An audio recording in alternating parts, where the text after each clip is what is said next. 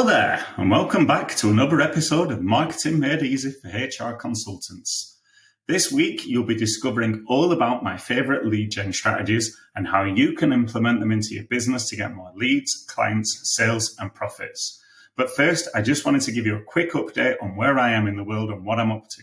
So without further ado, let me share that with you. I've just left the beach resort of Pipa in northeast Brazil. It's a stunning spot, not overly touristy, and somewhere I can totally see myself returning to one day. It's got a very relaxed vibe about the place, and there are some shared workspaces too, so I think it'll be a perfect location to get away from the British winter. Other than considering my future, I've had a lot of beach action, so I'm super brown at the moment. There isn't anything to see as such in Pipa. It's not like Buenos Aires or Rio, but I'm fine with that. I head to Colombia soon, and I'm sure there'll be loads to see and do there. On another note, I'm still doing my daily Miracle Morning Savers as per last week's episode, so hopefully you've joined in and you're feeling the benefits too. Anyway, enough about all that. Let's get into today's topic, lead generation. This is an essential part of your HR consultancy. Everything is downstream from lead generation. And by that, I mean if you don't have any leads, then you won't have any clients, sales, or profits. Effectively, you won't have a business. So lead gen is one of the most important things you can do for your business. It's the first step of marketing, so let's jump into my 3 favorite methods, the advantages and disadvantages of each approach, and how you can use them today to start building up your client base. First up, cold calling. Cold calling is when you reach out to potential clients or customers who have had no prior contact with your business. They don't know you, they don't like you, and they certainly don't trust you, which means you have a lot of work to do when you get on the phone to them. Fortunately, I have a script which does just that, which is in my book and records a 50% close rate with people I speak to. And yes, I know I've mentioned I will share that script before, and in fact, I'm planning to share it in the coming weeks. But if you can't wait or you want the script written out completely, then make sure to grab a copy of my book. I'm giving my loyal podcast listeners a 50% discount for the next week. Just enter the code 50OFF at the checkout and you'll get the book for half price as well as the bonuses. Can't say fairer than that, right? Anyway, let's look at why you should be cold calling, even though I know you probably really don't want to and you've probably already switched off and said, cold calling, that's not for me. Okay, so for the first of 3 advantages, cold calling allows you to connect with potential customers you might not reach through other channels like cold emailing or adverts. You can have a real conversation, you can gauge their interest, and you can tailor your pitch on the spot. Unlike cold emailing or cold DMing, where responses can be delayed or ignored, the cold call, as I just said, it offers instant feedback. You'll know right away if someone is interested or not. And that allows you to adjust your approach or move on to the next prospect efficiently. To build that out a little bit, you send out a cold email. There's no adaptability. You're on a call with someone, whatever they say, you can then change your reply depending on that to move the conversation forward where you need it to go. Speaking of which, when you engage in a phone conversation, it allows you to establish rapport and tailor your message to resonate with the individual needs and concerns of the prospect. And that personal connection, that can significantly differentiate you from everyone else's outreach efforts, because no one cold calls. It's not all sunshine and roses, though. There are disadvantages to the cold calling approach. Firstly, you can be perceived as being intrusive. Let's face it, cold calls can disrupt someone's day. And if you do it poorly, then you can come across as pushy or intrusive, and it can potentially damage your brand. Fortunately, you're not an idiot, so if someone tells you they're not interested, then you can just move on to the next prospect and thank them for the time. Again, there are going to be high rejection rates. The nature of cold calling means you will face a lot of rejection. People are often busy and they may not be receptive to unsolicited calls. It's important to be prepared for that and to have a thick skin. That being said, my script gives a 50% close rate of people that I speak to. Finally, cold calling can be a very time-consuming activity. You have to find the phone numbers, you have to make the calls, you have to have the conversations, and then you have to ensure you follow up as you say you will. It's obviously not as quick as sending out 500 cold emails using an automation tool. For me, I know cold calling isn't for everyone. It's scary and you feel awkward, but the reality is most people are delighted if you call them and you handle it well. If they need your help, They'll love that you've called them. And then you can either set up a follow-up call or to talk more in depth, or you can send them your lead magnet to get them onto your mailing list to nurture for potential future opportunities. And if they don't need your help, well, they're not a potential lead and you can move on with your day. And if for some really weird reason they're rude to you, which so rarely happens, then you know that they're someone that you don't want to work with and you don't have to waste any time, money or effort on them. You can just delete them from your life and move on. So yeah, for me, cold calling is definitely worth a try. Try for 5 calls a day. Visualize the calls going successfully as per the miracle morning. Schedule when you'll do them like you would for any other habit. Follow James Clear's advice in Atomic Habits and find an accountability buddy to hold you to account and to share your wins and your successes. And you will start building a pipeline of clients and leads. In terms of prepping for the actual calls, do your research and identify qualified leads who are likely to be interested in what you have to offer. There's no point calling people who aren't in your niche, who are super successful and have their own in-house HR team. Secondly, perfect your pitch. Develop a clear and concise and compelling pitch that addresses the prospect's specific needs, and practice beforehand to sound confident and professional. As I say, I've got my script. Grab a copy of my book. The script is there, or wait for a couple of weeks and I'll share it with you. But you will have to tweak the script to be specific to your needs. Finally, be respectful of people's time. Keep your calls brief and to the point, and if someone isn't interested, thank them for the time and move on. Now let's shift gears and dive into the world of LinkedIn social selling. This approach leverages the power of LinkedIn, the world's largest professional network, to connect and build relationships with potential clients or customers. This is more of a medium-term lead gen strategy. It can work very quickly, but in most instances, it can take a while for people to trust you and for you to start generating those inbound leads, especially the people who come crawling out of the woodwork and ask for your help, even though you've never interacted with them before. In terms of the advantages of LinkedIn, I'm sure you're aware of this, but let's have a high-level overlook. LinkedIn boasts a massive user base of professionals across various industries, and that means you have access to a huge pool of potential clients who might be interested in your products and services. LinkedIn also allows you to showcase your professional background, your skills, your experience, and by sharing valuable content and engaging in industry discussions, you can establish yourself as a thought leader, build trust, and build credibility with potential clients. Finally, unlike some other social media platform, LinkedIn fosters a professional environment. This allows you to connect with prospects in a more serious setting, facilitating meaningful conversations and relationship building. Obviously, there are some potential downsides to consider. Building relationships takes time and effort. Just creating a profile and sending connection requests isn't enough. You need to consistently engage with your network, share valuable content, and participate in discussions. Be careful of spending too much time building your business on someone else's real estate, though. LinkedIn can click their fingers and delete you from their servers, forcing you to start all over again. So make sure you're getting people onto your mailing list where possible. Equally, LinkedIn is a crowded space. With millions of users vying for attention, it can be challenging to make yourself heard. Developing a strong personal brand and consistently providing valuable content is crucial for standing out, and that can be difficult for those who don't know what they're doing. Finally, there's that sales stigma, that sales conundrum. There's a fine line between building relationships and selling. Coming across as too salesy can alienate potential clients, but at some point you have to pull the trigger and move the relationship towards a potential sale, right? And it can be tricky to try to decide when to do that. Do you do it pretty quickly after connecting? Do you wait for them to start the conversation? Equally, do you go direct and say, how's your business going? Or do you need any help? Or do you go less direct and say you want to hear about their business? Alternatively, do you follow the advice of my book and send them a personalized video to get the conversation started in the right way? There are a lot of options to consider. Overall, LinkedIn social selling offers a powerful avenue for connecting with potential clients in a professional setting.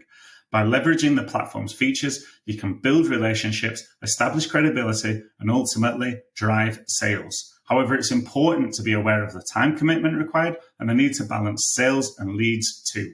So if you want to explore this option today, though, I've got some tips to get you started. Make sure your profile is a magnet for potential clients. Craft a compelling headline that highlights your expertise and your value proposition. Fill out your experience section with relevant details and achievements. And don't forget that professional headshot and a high quality cover image that reflects your brand. Next, make sure to consistently share valuable content that resonates with your target audience.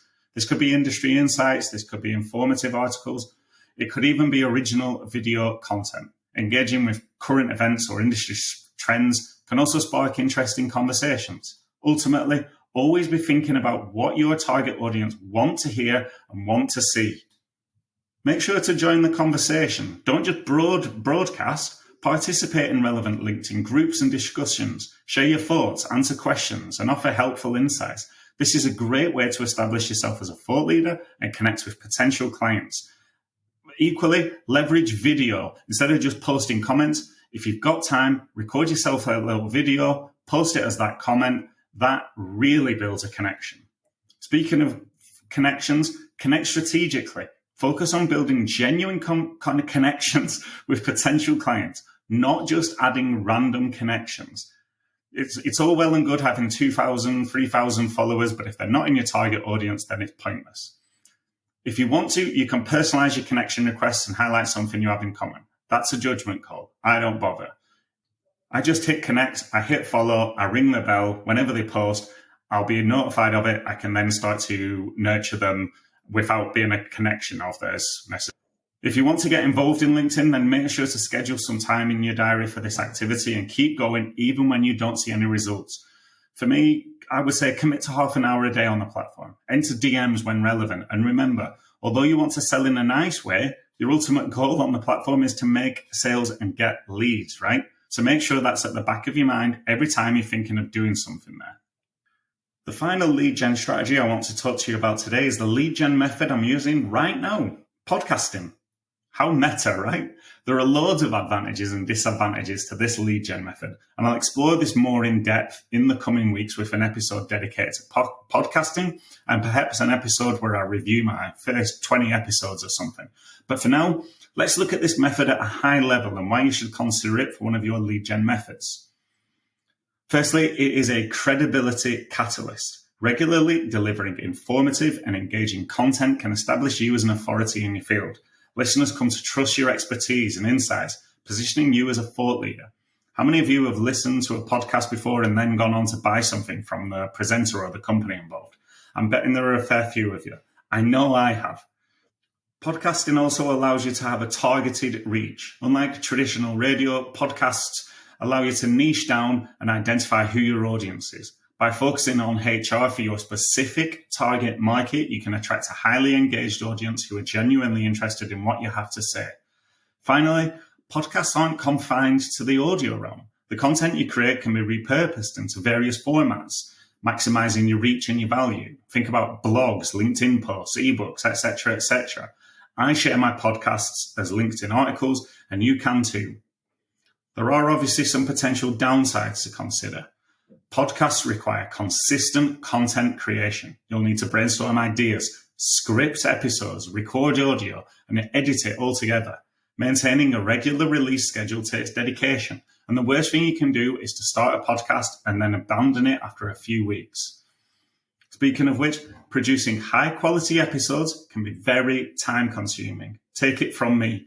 From researching topics to editing audio, there's a lot involved in creating a polished podcast that stands out. It's not just turn up and talk. There's a lot of work that goes on behind the scenes.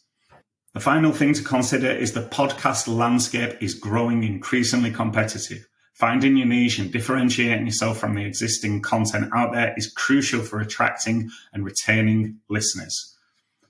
In summary, podcasting offers a compelling platform to share your voice, connect with an audience, and potentially build a successful brand. However, it requires dedication, expertise, time investment, and a strategic approach to navigate the competitive landscape. If you're ready to take the plunge, here are a few steps to get you started. Firstly, make sure you have a target audience and make sure you understand what they struggle with so you can create content that helps them so they see you as a guide who can help them. Next, plan your content. Develop a format and a theme for your podcast. Will it be solo episodes, interviews, or a mix? Planning your content calendar in advance helps ensure consistency and quality. You might also want to consider investing in basic equipment. You don't need a full-blown studio setup to start. A decent microphone and recording software can go a long way in creating good quality audio. Personally, I just use the microphone from my laptop and I use Loom to make the edits. You might be able to tell. Finally, you need to promote your show. Don't just launch your podcast and hope for the best. Promote it on social media. Submit it to directories. Consider collaborating with other podcasters to reach a wider audience. Finally, review your performance. Most podcasting platforms offer analytics. So track your download numbers, your audience demographics, your engagement metrics. That way you can understand if the investment of podcasting is worth your time. Also review your performance as a podcaster. Make sure you're improving over time. I know my first few episodes were clunkers, but I'm getting better every week. So hopefully I can look back on these episodes in years to come and grimace because I'm so much better. And yes, you also will start out poorly because no matter how much research you do, you still need to actually get out there and do it. And as you'll know from when you did your first disciplinary, the real life situation is a hell of a lot different than the books and the theory, right? Overall, podcasting can be a really rewarding journey. It allows you to share your knowledge, entertain listeners, and potentially build a thriving online community. By weighing up the advantages and disadvantages and taking time to get started, you can determine if this exciting medium is the right fit for you and whether or not it's a great medium to long-term lead gen strategy and something you should consider. For me, it's a definite yes. For you, it's something I would say don't rush into. Consider your options before you get involved. It is a commitment. Anyway, that wraps up another episode of our podcast. We've covered a lot of ground today, exploring some of the most effective lead gen strategies that are available to you as a HR consultant. From the classic approach of cold calling to the modern technique of podcasting, there are loads of options, and each strategy has its own unique advantages and disadvantages. But the key is to consider if any or all of these will work for you and your business. If you do try out these strategies, make sure to learn from your experience, and most importantly, keep pushing forward. Success in lead generation is within your reach, and with dedication, discipline, and persistence, you'll soon see those leads turning into clients. You can post about it on LinkedIn when it happens. Tag me, share your journey. I'd love to cheer you on. And remember to push people towards your mailing list, whatever lead gen strategy you decide to use. It's the only way you'll get any security in your business. However, if you weren't loving these options that I've covered today, then fear not, because in the coming weeks, we'll be looking at other potential lead gen strategies you could use. Direct mail, lumpy mail, adverts, etc., etc. So stay tuned to hear about those options. In the meantime, thanks for listening. In a moment, we'll have this week's episode of LinkedIn, what's hot and what's not. But for now, remember, get marketing, because without marketing, there's no sales. And without sales, there's no business. So get marketing. Hey there, and thanks for listening to the Marketing Made Easy for HR Consultant podcast. If you've enjoyed the show, then please consider taking a moment to help us grow by sharing the episode with a friend or colleague, or by leaving a positive review on podchaser.com. And make sure to hit subscribe so you don't miss out on any of the upcoming episodes. I've been your host, Nick Paninsky, and if you have any questions or want to know more about today's topic, then reach out to me on LinkedIn. I'd be delighted to hear from you. See you next time. Welcome back to another episode of LinkedIn, What's Hot and What's Not. This week, we're going to talk about how to interact with potential leads. Firstly, what's hot is social selling. As we've just discussed, social selling is all about building genuine connections with the right people on LinkedIn. It's about going beyond just having a profile. It's about actively engaging with others' content by leaving thoughtful comments, asking insightful questions, and even sharing relevant video content you've created. By becoming a valuable contributor to conversations, you establish yourself as a thought leader in your industry, and this can lead to an abundance of leads because you're building trust and authority by repeatedly positioning yourself as an expert. Obviously, we've already discussed this in today's episode, so I won't labor the point. Instead, let's talk about a different angle of positioning, and what I like to call the nice guy trap. Phrases like, please get in touch, or I'm ready to hear from you, or I can help you. These can all make you seem overly eager and position you as the one needing the favor, the one desperate for the sale. And that's not the right position to be in. That is not hot on LinkedIn. Remember, you're the expert. Potential clients are coming to you for your help. Project confidence in your interactions. Be polite and professional, but avoid sounding submissive. Think of it this way. You're the doctor with the valuable skills and the knowledge. Potential clients are the patients seeking your expertise. The doctor doesn't seem or appear desperate for patients to come and see them, right? And you should be the exact same. There are more leads and clients out there than you can possibly ever handle. So don't go thinking they're a scarce resource. They're not. But you are, because you're the only one with your skill set, the knowledge, your personality. So stop being so submissive. And that's it for this week's LinkedIn What's Hot and What's Not. What do you think of these suggestions? Let me know on LinkedIn. I'm at Nick Paninsky and I'd be happy to hear from you. So get in touch and tell me what you're thinking. See you next week.